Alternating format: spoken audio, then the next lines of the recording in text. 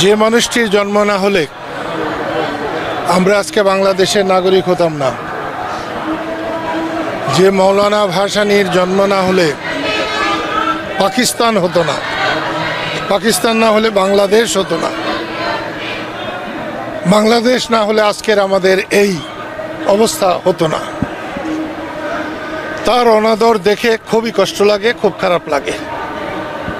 আজকে সকালে যে পত্রিকাগুলো পড়লাম তেমন কোনো পত্রিকাতেই হুজুর মৌলানা ভাসানীর খুব একটা উল্লেখ নেই।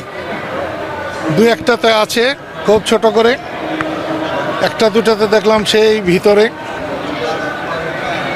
অতি সম্প্রতি বাংলাদেশে একটা মারাত্মক পরিবর্তন হয়েছে, কিন্তু অতীতকে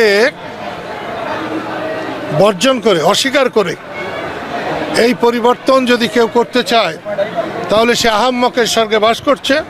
দুদিন পরে তাদেরকেও এরকম হতে হবে। মানুষ খুব আশা করেছিল, কিন্তু গত এই 3 মাসে মানুষ সে আশার মতো ফল পায় নাই। সাধারণ মানুষের যে উপার্জন, তারা বাজারে যেতে পারছে না, তারা স্ত্রী পুত্র পরিবার নিয়ে খেতে পাচ্ছে না ভালোভাবে। তারপরেও মৌলানা আব্দুল হামিদ খান ভাসানী, ওলিয়ে কামেল, এরকম জনগণের বন্ধু এই উপমহাদেশে খুব কম আছে। আমি আল্লাহর কাছে প্রার্থনা করি আল্লাহ যেন তাকে ব্যস্তবাসী করেন এবং তার উসিলায় বাংলাদেশের মানুষকে শান্তিতে রাখেন।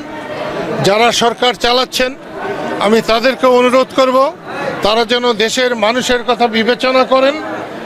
ক্ষমতা কারো জন্যে চিরস্থায়ী নয়, যারা ছিলেন তাদের জন্য যেমন নয়, আজকে যারা এসেছেন তাদের জন্য চিরস্থায়ী নয়। সেই জন্যে দেশের মানুষের কথা চিন্তা করুন, মানুষকে সম্মান করুন, অতীতকে সম্মান করুন। যাদের এই দেশের জন্য অবদান আছে তাদেরকে যথাযোগ্য সম্মান দিয়ে রাষ্ট্র চালাবার চেষ্টা করুন। এবং এই সময় আমি বলবো, আমি রাজনীতির সময় রাজনীতি করেছি, আমি এবাদতের সময় এবাদত করেছি, আমি যখন নামাজ পড়ি তখন নামাজই পড়ি। তারপরেও বলছি, এই অলি কামেলের মাজারে দাঁড়িয়ে বলছি, এই দেশের মানুষ চায় গণতন্ত্র, চায় ভোটাধিকার। শেখ হাসিনার এই রকম ন্যাক্কারজনক পতনের প্রধান কারণ তিনি মানুষের ভোটাধিকারকে সম্মান করেন নাই। পরপর বেশ কয়েকবার মানুষকে সঠিকভাবে ভোট দিতে দেন নাই, যার ফল এটা হয়েছে।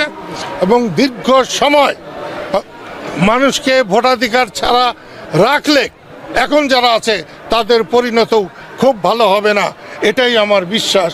আপনাদের আজকের এই শুভ দিনে হুজুর মৌলানা ভাসানীর 48তম মৃত্যুবার্ষিকীতে আমি আপনাদের সবাইকে আমার পক্ষ থেকে, টাঙ্গাইলবাসীর পক্ষ থেকে সারা দেশবাসীকে অভিনন্দন জানাই এবং তার জন্য দোয়া করবার আহ্বান।